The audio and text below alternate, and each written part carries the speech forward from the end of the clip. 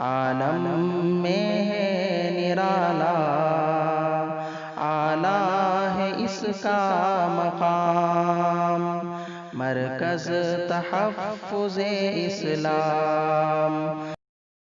65 والمؤمنون کلہم اولیاء الرحمن، ایمان والے سارے کے سارے اللہ کے ولی ہیں، اللہ کے دوست ہیں، اللہ کے محبوب ہیں۔ وَأَكْرَمُهُمْ عِنْدَ اللَّهِ أَتْبَعُهُمْ وَأَتْبَعُهُمْ لِلْقُرْآنِ، لیکن ان میں اللہ کو سب سے پیارا وہ ہے کہ جو اللہ کی اطاعت زیادہ کرتا ہے اور قرآن کریم کی اتباع زیادہ کرتا ہے، وہ اللہ کو سب سے زیادہ پسند ہے۔ قرآن کریم میں ہے اللہ ولی الذین آمنوا یخرجہم من الظلمات الی النور والذین کفروا اولیاءہم الطاغوت یخرجونہم من النور الی الظلمات۔ اللہ ولی ہے ہر ایمان والے کے، اور ولایت کی دو قسمیں ہیں، ایک ہے ولایت خاصہ اور ایک ہے ولایت عامہ۔ ولایت خاصہ کلوز فرینڈ، خاص قسم کی دوستی، اور ولایت عامہ معمول کی دوستی، عام چھوٹی موٹی یاری۔ ولایت عامہ تو ہر مومن کو حاصل ہے، لیکن ولایت خاصہ ان اولیاء الا المتقون، وہ صرف تقوی والے ہیں، انہی کو ملتی ہے۔ ولایت عامہ اللہ نے عطا کی، یہ بھی اللہ کا بہت بڑا احسان ہے، اللہ کا بہت بڑا فضل ہے، اللہ کا بہت بڑا کرم ہے، لیکن اس ولایت عامہ پر انسان کو رکنا نہیں چاہیے۔ ولایت خاصہ جو تقوی سے ملتی ہے اس کو حاصل کرنے کی بھرپور کوشش کرنی چاہیے۔ یہ ولایت عامہ اور خاصہ سمجھ آ گیا تو اب دونوں آیتوں میں تعارض بھی نہیں ہوگا۔ ایک آیت سے معلوم ہوتا ہے کہ ہر مومن اللہ کا ولی ہے، اور ایک آیت سے معلوم ہوتا ہے نہیں صرف متقین اللہ کے ولی ہے۔ اب تعارض خود بہت ختم ہو جائے گا کہ جہاں سے ثابت ہر ایمان والا ولی ہے وہ ولایت عامہ ہے، اور جس آیت سے ثابت کہ متقین اللہ کے ولی، صرف متقین اللہ کے ولی ہیں، اس سے مراد ولایت خاصہ ہے۔ 66 والایمان هو الایمان باللہ وملائکتہ وکتبہ ورسلہ والیوم الآخر والقدر خیرہ وشرہ وحلوہ ومرہ من اللہ تعالی۔ یہ کچھ ایمانیات کی امام طحاوی نے تفصیلات فرما دی ہیں۔ ایمان یہ ہے کہ اللہ کو مانو، اس کے فرشتوں کو مانو، ان کی کتابوں کو مانو، ان کے رسولوں کو مانو، اور قیامت کے دن کو مانو، والقدر خیرہ، اور تقدیر کو مانو، خیر ہو یا شر، اس پر بات ہو چکی ہے، وہ تقدیر میٹھی ہو یا کڑوی جیسی بھی ہو اس کو ماننا چاہیے۔ یہاں صرف ایک بات نشین فرما لے، والیوم الآخر، قیامت۔ قیامت کی دو قسمیں ہیں، ایک ہے قیامت صغریٰ اور ایک ہے قیامت کبریٰ۔ من مات فقط قامت قیامتہ، جو شخص فوت ہو گیا اس کی قیامت مرتے ہی شروع ہوگی، یہ قیامت صغریٰ ہے۔ اور حشر کے بعد جب دوبارہ اٹھیں گے تو قیامت کبریٰ۔ قیامت صغریٰ جو برزخ کا دور ہے، اس میں سوال بھی اجمالاً ہے، آگے آ رہا ہے، من ربک من نبیک ما دینک، اور جواب بھی اجمالاً ہے، نہ تفصیلی سوال نہ تفصیلی جواب، اور اگر جواب دے دے تو اس پر عرض جنت ہے، اور اگر جواب نہ دے اس پر عرض نار ہے۔ عرض جنت کا معنی جنت کا پیش ہونا، نہ کہ جنت میں داخل ہونا۔ عرض نار کا معنی جہنم کا دکھایا جانا، نہ کہ جہنم کا پیش ہونا۔ اور قیامت حشر کو جو قیامت کبریٰ ہے، وہاں سوالات بھی تفصیلی ہوں گے، جوابات بھی تفصیلی ہوں گے، اور اس کے بعد نتیجہ دخول جنت اور دخول نار کا ہوگا، عرض نار اور عرض جنت کا نہیں ہوگا۔ مومن جنت میں داخل ہوگا اور کافر جہنم میں داخل ہوگا۔ تو ایک قیامت صغریٰ ہے، ایک قیامت کبریٰ ہے۔ ہم قیامت کبریٰ بھی مانتے ہیں، قیامت صغریٰ بھی مانتے ہیں۔ نمبر 67 وَنَحْنُ مُؤْمِنُونَ بِذَلِكَ كُلِّهِ، ہم ان میں سے ہر ایک چیز تمام پر ایمان لاتے ہیں۔ وَلَا نُفَرِّقُ بَيْنَ أَحَدٍ مِّن رُّسُلِهِ، اور انبیاء کے درمیان فرق نہیں کرتے۔ وَنُصَدِّقُهُمْ كُلَّهُمْ عَلَىٰ مَا جَاءُوا بِهِ، اور جو نبی جو کچھ لے کر آیا ہم ان سب کی تصدیق کرتے ہیں۔ انبیاء کے درمیان فرق نہیں کرتے۔ قرآن کریم میں ہے تِلْكَ رُسُلُ فَضَّلْنَا بَعْضَهُمْ عَلَىٰ بَعْضٍ، بعض نبی بعض نبیوں سے افضل ہے، تو ہم نبیوں کو برابر کیسے کہہ سکتے ہیں؟ ہم نبیوں کو برابر نہیں کہہ سکتے۔ فرق نہ کرنے کا معنی کہ ہم نفس نبوت میں فرق نہیں کرتے، نفس وحی میں فرق نہیں کرتے۔ یہ تمام انبیاء ہیں، اور نبی وہ جس پر وحی آتی ہے، جس پر جبریل امین وحی لے کر آتے ہیں۔ باقی درجات میں فرق قرآن نے کیا ہے تو ہم بھی کرتے ہیں۔ تو لا نفرق کا معنی ایک ہم بعض نبیوں کو مانیں اور بعضوں کو نہ مانیں، نہ، یہ نہیں کرتے۔ اور اسی طرح ہم یہ بھی نہیں کرتے کہ جو نبی کا مقام نہیں اس کو وہ دے اور جو مقام ہے اس سے نیچے لے آئیں۔ نبی کا مقام نبوت کا ہے، الوہیت کا نہیں ہے کہ نبی کو الہ مان لیں، اللہ کا بیٹا مان لیں، ایسے بھی نہیں کرتے۔ اور نبی کا مقام جو نبوت کا ہے عام مومن کی طرح نہیں ہے کہ اس کو عام آدمی کی طرح مان لیں، یہ بھی نہیں ہے۔ تو ہم ان میں فرق نہیں کرتے، جو مقام اللہ نے نبوت کا دیا ہے سب کا مانتے ہیں اور سب پر ایمان لاتے ہیں۔ ہاں بعض نبیوں سے افضل ہے، ہم اس پر اعتراف کرتے ہیں۔ اور یہ ذہن نشین فرما لیں، ایک نبی دوسرے نبی سے افضل، یہ جو وجہ فضیلت ہے یہ اعمال نہیں ہے، وجہ فضیلت علوم ہے۔ کمال نبوت علم ہے، کمال نبوت عمل نہیں ہے۔ کمال نبوت علم ہے، اس کی دلیل کسی شخص کا کمال وہ ہوتا ہے جو اس میں ہو اور دوسرے میں نہ ہو۔ میں پگڑی سفید باندھتا ہوں اور کوئی میرا شاگرد کہہ دے کہ میرے استاد جی سفید پگڑی باندھتے ہیں، دوسرا کہتا ہے سفید پگڑی تو میں باندھتا ہوں، تمہارے استاد کا کیا کمال ہے؟ ہمارے استاد جی 3 گھنٹے پڑھاتے ہیں، کیونکہ غیر ہمارے استاد 4 گھنٹے پڑھاتے ہیں، یہ کون سا کمال ہے؟ کمال وہ ہوتا ہے جو صاحب کمال میں ہو اور دوسرے میں نہ ہو۔ جو علم نبی کے پاس ہوتا ہے، نبی کی امت میں اتنا علم کسی کے پاس نہیں ہوتا، یہ نبی کا کمال ہے۔ جہاں تک تعلق اعمال کا ہے وہ تو امتی بظاہر اعمال میں نبی سے آگے نکل جاتا ہے۔ ہمارے پیغمبر پاک نے 1 حج کیا ہے اور امتی 10 حج کرتا ہے۔ ہمارے نبی کا 1 حج ہے، امت کے حج ملائیں تو کروڑوں حج مل جائیں گے، تو بظاہر عمل میں آگے نکل رہا ہے، تو یہ نبی کا کمال نہیں ہے۔ کمال نبوت علم ہے، کمال نبوت عمل نہیں ہے۔ یہ بات الگ ہے کہ پیغمبر سے بظاہر امتی عمل میں آگے نکلتا ہے، لیکن حقیقت یعنی عمل کا جب اجر ملے گا اور عمل کا وزن ہوگا اس میں امتی نبی سے آگے نہیں نکل سکتا۔ اگر نبی کا 1 سجدہ ہے اور امت کے کروڑوں سجدے ہیں، نبی کا 1 حج ہے اور امت کے ہزاروں اور لاکھوں حج ہیں، تو پیغمبر کا حج دیکھنے میں 1 ہے، لیکن جب قیامت کے دن تولا جائے گا 1 حج ان کے لاکھوں حجوں سے آگے نکل جائے گا، 1 سجدہ اربوں سجدوں سے آگے نکل جائے گا۔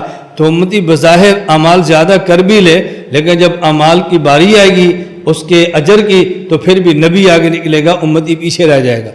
لیکن کمال نبوت یہ علم ہے، جس نبی کے پاس جتنا علم ہوگا وہ نبی اسی علم کے بقدر دوسرے نبی سے افضل ہوگا۔ اگر وجہ فضیلت عمل ہوتی تو حضرت نوح علیہ السلام رسول اللہ صلی اللہ علیہ وسلم سے افضل ہوتے۔ حضرت نوح علیہ السلام کی جو عمر ہے وہ 950 سال قرآن نے بیان فرمائی۔ لبث فیہم 1000 سنۃ الا 50 عاما، ان میں سے 910 سال آپ کی دعوت کے سال ہے، 910۔ اس کا مطلب حضرت نوح علیہ السلام کی عمر 950 سال اور عمل دعوت کی عمر 910 سال۔ ہمارے پیغمبر پاک کی عمر 63 سال اور عمل دعوت کی عمر 23 سال۔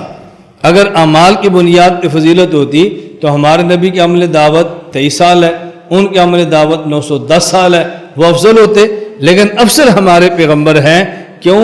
علمت علم الاولین والآخرین، رسول اکرم صلی اللہ علیہ وسلم کو اولین و آخرین کا علم ملا ہے، چونکہ آپ کا علم تمام نبیوں کے علوم سے زیادہ ہے، اس لیے مقام میں آپ تمام انبیاء سے افضل اور اعلیٰ ہیں۔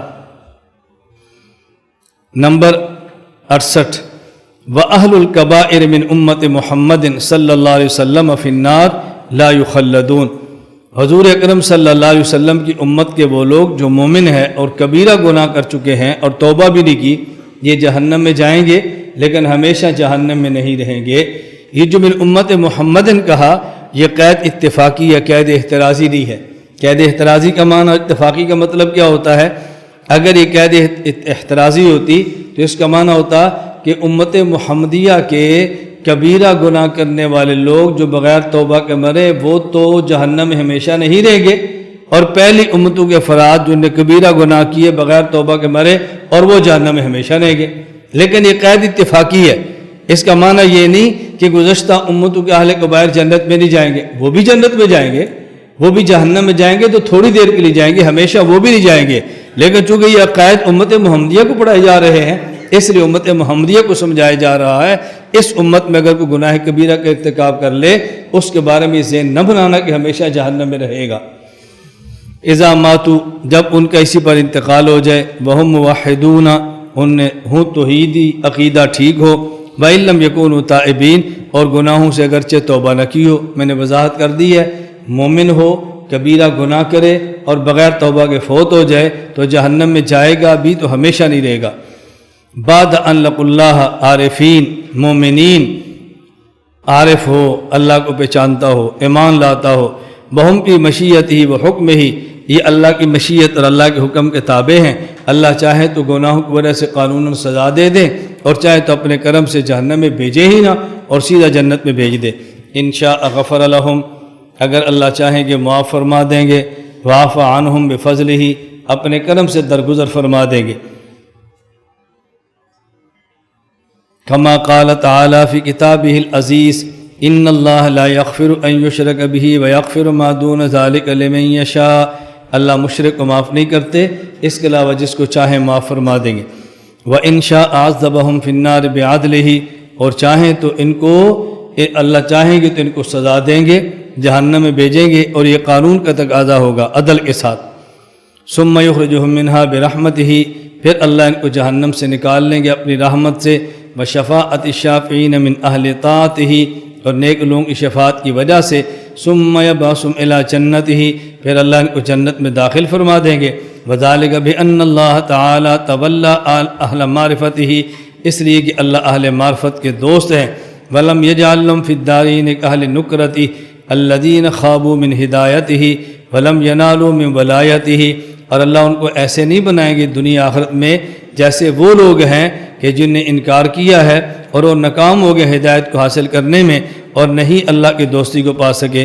اللہم یا ولی الاسلام و اہلہ ثبتنا علی الاسلام حتی نلقاک بہ، اے اللہ جو آپ اسلام اور اہل اسلام کے دوست ہیں، ہمیں دین کے معاملے میں اپنے پاس آنے تک ثابت قدم فرما۔ وَإِن شَاءَ عَذَّبَهُمْ فِي النَّارِ بِعَدْلِهِ، یہ سمجھ لیں کافر اپنے کفر کی وجہ سے جہنم میں جائے گا، اس کو سزا ملے گی، اس کو عذاب کہتے ہیں۔ مسلمان فاسق، کبائر کا مرتکب، بڑے بڑے گناہ کرنے والا اگر جہنم میں گیا اس کو سزا ملے گی، اس کو عذاب نہیں تزکیہ کہتے ہیں۔ کافر کو سزا ملے گی اس کو عذاب کہتے ہیں، اور مومن کو جو سزا ملے گی اس کو تزکیہ کہتے ہیں۔ عذاب کا معنی ہوتا ہے ایلام الحی علی سبیل الہوان، زندہ آدمی کو تکلیف دینا ذلیل کرنے کے لیے۔ اللہ رب العزت کافر کو جہنم میں بھیجیں گے رسوا اور ذلیل کرنے کے لیے اور تکلیف دیں گے، اور اہل ایمان کے ساتھ اللہ کا وعدہ ہے یوم لا یخزی اللہ النبی والذین آمنوا معہ، اللہ نبی اور نبی کے ساتھ ایمان والوں کو قیامت کے دن رسوا نہیں کریں گے، ذلیل نہیں کریں گے۔ اب اگر مومن جہنم میں جائے گا تو اس وجہ سے نہیں کہ اس کو رسوا اور ذلیل کرنا ہے، اس وجہ سے کہ اس کا تزکیہ کرنا ہے۔ تزکیہ کا معنی ہوتا ہے پاک کرنا اور صاف کرنا، چونکہ گناہوں کی آلودگی کی وجہ سے، گناہوں کی نجاست کی وجہ سے یہ خود کو ناپاک کر چکا ہے، اور جنت ناپاک لوگوں کی جگہ نہیں بلکہ پاک لوگوں کی جگہ ہے۔ یا تو اللہ اپنے کرم سے اس کو پاک فرما دیں گے اور جنت میں بھیج دیں گے، اور یا قانون کے تحت جہنم میں بھیجیں گے، گناہوں کی سزا دیں گے اور جہنم کی آگ سے اس کے جسم کو پاک کر دیں گے، اور اس کے بعد اس کو جنت کے اندر داخل فرما دیں گے۔ یہ بات اچھی طرح ذہن نشین فرما لینا۔ وَلِلْكَافِرِينَ عَذَابٌ مُّهِينٌ، اس کے تحت علامہ عثمانی نے تفسیر عثمانی کے اندر بھی ہے، وَيَخْلُدْ فِيهِ مُهَانًا، اس کے تحت بیان القرآن کے اندر بھی ہے، اور حضرت مولانا مفتی محمد شفیع رحمہ اللہ نے اس مضمون کو بیان فرمایا ہے جو میں آپ کی خدمت میں پیش کر رہا ہوں۔ بعض مضامین چونکہ ہمارے انوکھے یا نئے ہوتے ہیں، اس پر پھر میں حوالے پیش کر دیتا ہوں تاکہ آپ کا ذہن بنے کہ یہ ہمارا موقف نہیں ہے بلکہ ہمارے کابر، ہمارے اسلاف اور ہمارے بزرگوں کا موقف ہے۔ اور بعض مقامات پہ جو مومن کے لیے لفظ عذاب آیا ہے، یا بعض مقامات سے مومن کے لیے جہنم کے جانے پر رسوائی ثابت ہو رہی ہے، انک من تدخل النار فقد اخزیت۔